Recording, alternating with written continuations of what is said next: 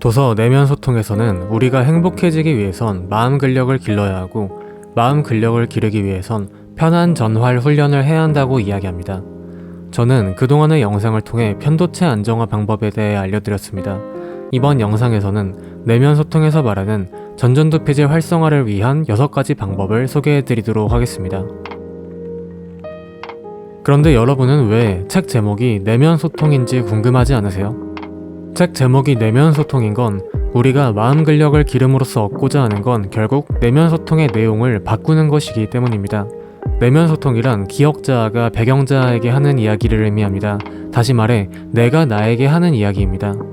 내면 소통이 부정적으로 이뤄지는 사람은 절대 행복한 삶을 살 수 없습니다. 머릿속에 부정적인 생각만이 피어오르는 사람은 절대 정신적으로 건강할 수 없습니다. 따라서 우리는 마음 근력을 길러 내면 소통의 내용을 긍정적으로 바꿔나갈 것입니다.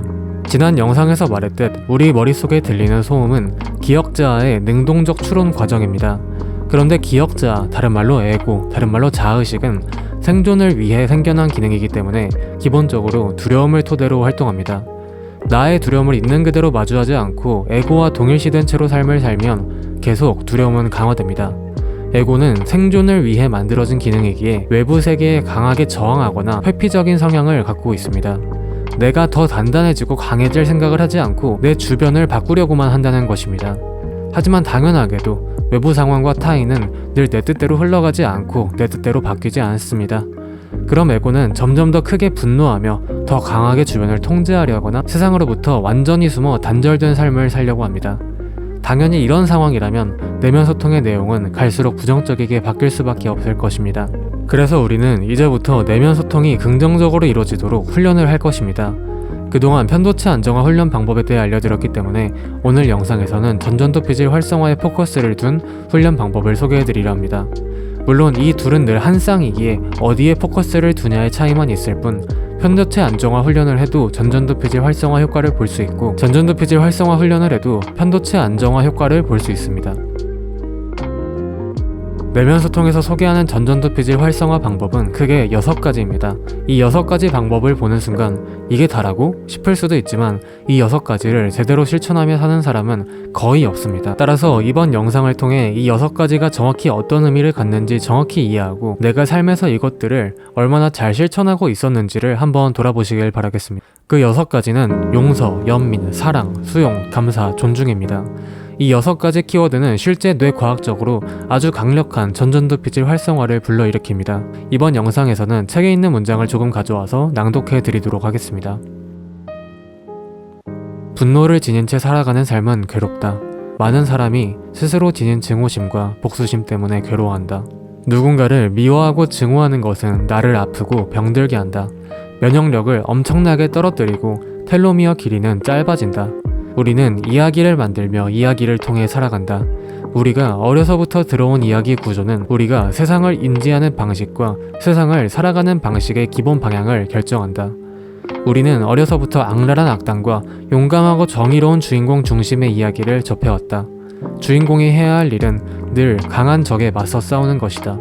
악당을 결코 용서해서는 안 된다. 그건 나약한 모습이다. 반드시 통쾌하게 복수해야 한다. 우리는 어린 시절부터 이런 내러티브를 소비하며 나를 주인공에 이입해왔다. 그리고 그러한 주인공 관점에서 세상을 살아왔다. 성인이 되어서도 마찬가지다. 주인공인 나는 적을 처단해야 한다. 단호하게 응징해야 한다. 그러기 위해서 나는 증오하고 분노해야 한다. 이것이 현대사회에 팽배한 분노의 이데올로기다.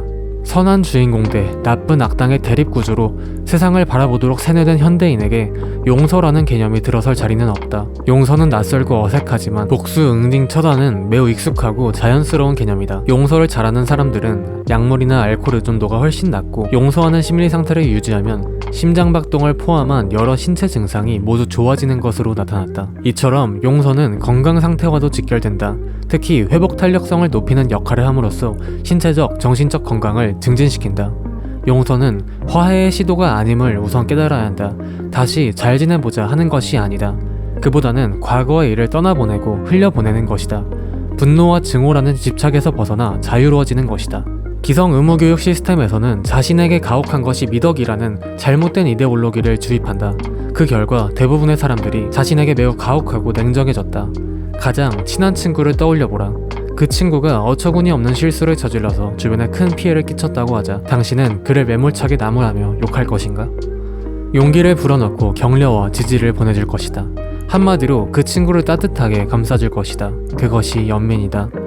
자신에게 연민의 마음을 갖는 가장 쉬운 방법은 세상에 둘도 없는 가장 친한 친구를 대하듯 자기 자신을 대하는 것이다. 그렇게 따뜻하고 친절하게 나 자신을 대하는 습관을 길러야 한다. 대중매체에서 흔히 다뤄지는 연애 감정은 사랑의 요소를 포함할 수는 있어도 그 자체로서는 사랑과 거리가 멀다. 순수하게 사랑하는 마음은 오히려 반려동물에게의 감정과 가깝다.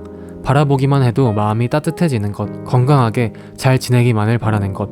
반려동물에게는 아무런 조건과 대가 없이 베푼다.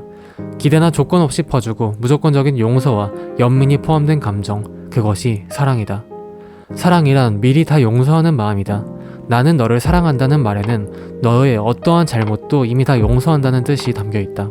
수용은 받아들입니다. 내 삶에 펼쳐지는 어떠한 사건에 대해서도 저항하지 않는 마음 상태를 의미한다. 현실을 있는 그대로 받아들이는 마음 상태다. 나에게 벌어지는 일이 그저 나를 통과해서 지나가도록 내버려두는 것이 수용이다. 받아들인다는 것의 핵심은 저항하지 않는다는 것이다. 싫다고 생각하는 것을 밀쳐내려고 하는 것, 원하는 것을 끌어당기려고 하는 것은 모두 저항이다. 이러한 저항을 내려놓는 것이 수용이다. 그래서 수용의 다른 이름은 항복이다. 만성통증 환자에게 통증을 거부하지 말고 마음으로 받아들이라는 수용 훈련을 시켰더니 전반적 행복도가 향상되었다. 수용은 집착을 버린다는 것과 같은 뜻이다. 집착을 버린다는 건 아무것도 원하지 않는 상태를 의미하는 게 아니다. 원하는 것을 향한 적극적인 동기는 건강한 마음 근력을 위해서 꼭 필요하다. 스스로 자신에게 동기를 부여하는 힘인 자기 동기력의 기반은 무언가를 원하는 데 있다. 집착을 버린다는 건 원하되 그것 때문에 불행해지지 않는다는 뜻이다. 집착하지 않는 사람은 어떤 일을 하는 데 있어 실패를 두려워하지 않는다. 따라서 적극적 도전성을 갖게 된다. 그것이 회복 탄력성을 지닌 사람들의 특징이다. 전전두 피질은 자신과 타인에 대한 긍정적 정보를 처리할 때 가장 활성화된다. 감사하기는 나에게 생긴 어떤 일을 긍정적으로 받아들이며 타인 혹은 외부의 무언가 덕분에 일어났다고 생각하는 마음 상태다. 말하자면 자타긍정이 동시에 일어나기에 전전두 피질 활성화를 위한 아주 강력한 훈련법이라는 것이다. 감사 명상이나 감사 일기 쓰기는 그 효과가 여러 연구를 통해 입증됐다. 나를 높이는 마음은 남을 낮추는 마음이 아니다. 오히려 반대로 나를 높이는 마음이 타인에 대한 존중으로 발현된다. 나에 대한 존중과 타인에 대한 존중은 같은 마음 작용이다. 나와 타인에 대한 정보 처리가 거의 동일한 뇌신경망을 통해 이루어진다는 건 결코 우연이 아니다. 내가 나를 무시하면 타인도 무시하게 된다. 남을 함부로 대하면 자신에게도 함부로 대하게 된다. 현대인 대부분이 마음 근력이 약하다는 증거는 너무 명확합니다. 이 6가지 능력을 잃어버린 채 사는 사람이 너무나 많기 때문입니다. 지금의 대한민국을 살아가는 사람들은 이 6가지 키워드를 잊어버린 채 삶을 살아가고 있습니다. 화나는 일이 생기면 용서 대신 복수를 먼저 생각합니다. 누군가 나에게 잘못하면 연민 대신 분노를 먼저 느낍니다. 나를 내려놓는 사랑을 하는 대신 계산적으로 관계를 맺고 집착으로 상대를 괴롭힙니다. 내 뜻대로 삶이 흘러가지 않으면 수용 대신 저항의 마음을 갖습니다. 삶의 감사함보다 불평, 불만을 훨씬 많이 품고 살아갑니다. 나와 타인을 존중하기보다 여러 물질적 조건들로 평가하고 급을 나누며 때때로 남을 무시하며 살아갑니다. 이 영상을 보고 계신 여러분은 어떠신가요? 이 6가지를 얼마나 잘 실천하며 살고 있나요? 평소에 얼마나 남을 잘 용서하시나요? 평소에 얼마나 나와 타인에게 연민의 마음을 잘 갖나요? 내 주변의 사람들을 온전한 사랑으로 대해보신 적은 얼마나 있으신가요? 삶이 내 뜻대로 흘러가지 않았을 때 불평불만하지 않고 얼마나 잘 수용하셨나요? 평소에 얼마나 감사함을 잘 느끼며 살아가고 있나요? 평소에 얼마나 나와 타인을 잘 존중하며 살아가시나요? 용서, 연민, 사랑, 수용, 감사, 존중이라는 이 6가지 지표는 내가 얼마나 수행을 잘 해나가고 있는지를 확인할 중요한 기준이 되는 동시에 이 지표에 대한 수치가 높을수록 내 삶의 행복도는 반드시 올라갑니다. 따라서 이 영상을 보신 여러분들께서는 이 6가지 키워드를 삶에서 실천하기 위해 노력해 주시길 바라겠습니다. 이번 영상은 여기까지입니다. 그럼 저는 다음 영상에서 찾아뵙도록 하겠습니다.